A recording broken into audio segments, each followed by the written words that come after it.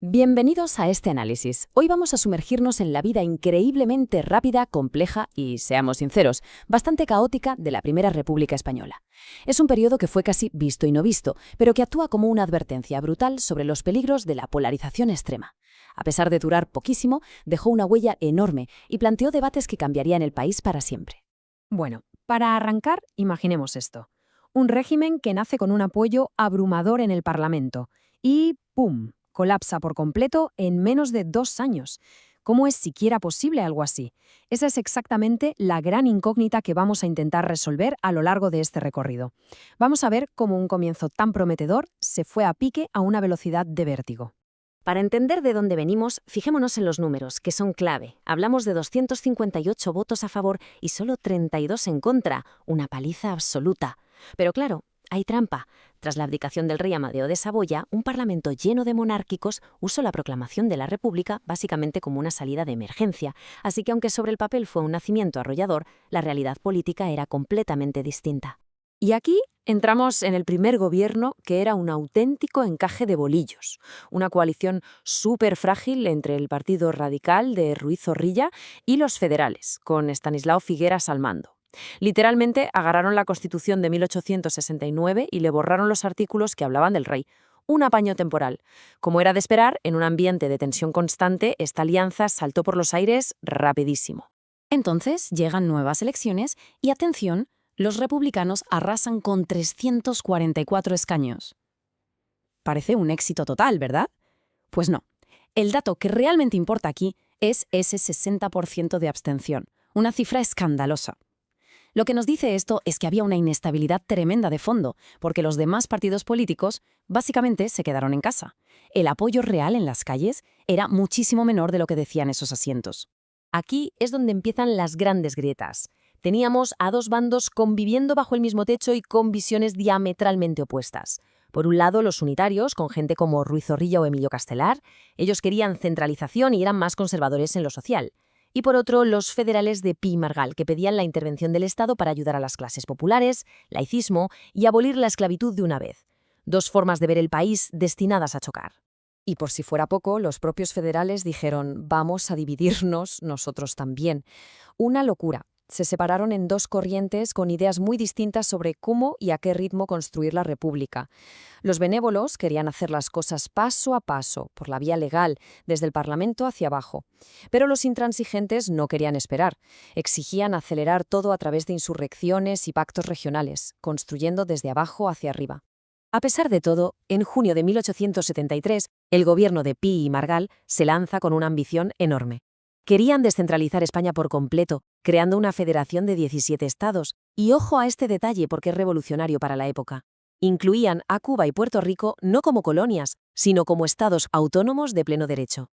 Cada región tendría su propia constitución y una grandísima autonomía. Junto a este rediseño del mapa, intentaron meter el acelerador con un paquete de reformas sociales súper progresistas. La idea era darle poder a las clases trabajadoras y a los campesinos. Hablamos de proyectos pioneros como repartir tierras, devolver bienes comunales a los pueblos, crear jurados mixtos para temas laborales o la Ley Benot para prohibir que trabajaran los menores de 16 años. Querían darle la vuelta al país como un calcetín. Pero claro, toda esta enorme ambición chocó de frente con la realidad. Las reformas se quedaron congeladas casi al instante. ¿El motivo? 3 problemas gigantescos que provocaron un efecto dominó devastador en el país. Vamos a desgranar cuáles fueron estos 3 mazazos que acabaron asfixiando el proyecto republicano. El primer mazazo fueron los conflictos que ya venían de atrás. Fuego por todas partes. La insurrección de los carlistas, que eran los sectores más conservadores, se extendió con muchísima fuerza por Cataluña, el País Vasco y el Maestrazgo. Y a la vez, el gobierno fue incapaz de frenar la guerra que seguía en Cuba, incluso habiéndoles prometido ser un estado más y abolir la esclavitud. El segundo problema, y el que realmente hizo saltar todo por los aires, fue la rebelión cantonal. La impaciencia le ganó la partida a la política. Los intransigentes y las sociedades obreras cogieron las armas y la insurrección corrió como la pólvora desde Alcoy hasta Cartagena, Valencia y el sur. Pueblos enteros declarándose independientes con sus propias leyes, aplicando su idea federal por las bravas. Un caos total. Y para rematar, el tercer problema, una soledad internacional absoluta. Solo Estados Unidos y Suiza reconocieron al nuevo gobierno. Nadie más. La Europa de aquel momento, que era muy conservadora, miró para otro lado. Veían a España como una especie de experimento revolucionario peligrosísimo que podía desestabilizar a todo el continente. Con esta olla a presión, ¿qué pasó con el liderazgo? Pues que cayó como un castillo de naipes. 4 presidentes en apenas 11 meses. Pío y Margal dimiten en julio al negarse a usar al ejército contra los cantones. Entra Salmerón, pero también dimite en septiembre. Luego Castelar tira de mano dura gobernando por decreto. Y toda esta espiral termina de golpe en enero de 1874, cuando el general Pavía entra en el Parlamento y da un golpe de Estado. Tras este golpe, el poder pasa al general Serrano. Y aquí, básicamente, se cierra la persiana de la democracia. Se instauró un régimen autoritario de manual. Serrano disolvió las Cortes, suspendió las garantías constitucionales, metió tijera con una estricta censura de prensa y legalizó a la oposición y hasta suspendió los ayuntamientos. El sueño democrático quedaba totalmente desmantelado. El final definitivo de esta historia llegó a finales de año, el 29 de diciembre de 1874, y también fue por la vía militar. El general Martínez Campos dio un pronunciamiento en Sagunto. Las fuerzas conservadoras, viendo que ya tenían el apoyo necesario en la sombra, movieron ficha y proclamaron a Alfonso XII como rey. Era el retorno oficial de los Borbones y el punto y final de la Primera República. Y así llegamos al final de este análisis. Con toda esta información sobre la mesa nos queda una reflexión fascinante. ¿Estaba este proyecto destinado a fracasar desde el minuto 1 por sus inmensas grietas ideológicas?